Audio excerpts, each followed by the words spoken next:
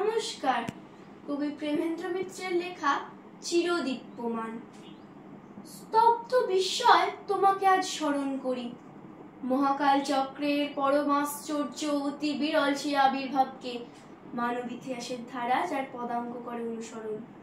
যুগে যুগে মানব সত্তার বিবর্তন যার জীবন দুটি থেকে পায় মৃত্যু তরণ বেগ প্রেরণা।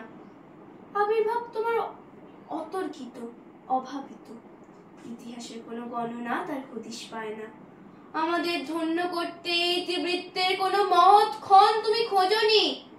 সময়ের স্রোত যেখানে উত্তাল, পৃথিবীতে মানব বিবর্তনের তেমন কোনো কেন্দ্রবিন্দু তুমি নাওনি বেছে।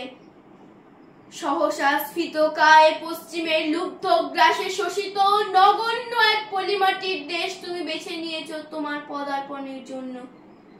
অন্ধ সংস্কারের জড়ত্বে পঙ্গু সেই ভূমিখণ্ডের পরম লজ্জার একটি সময়সীমা করেছো নির্বাচন।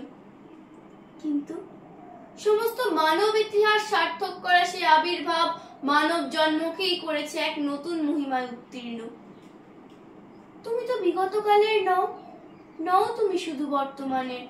বহু ভাবি শতাব্দী পার হয়েও তোমার উজ্জ্বল উপস্থিতি অম্লান উদ্ভাসনে থাকবে চিরদীপ্যমান।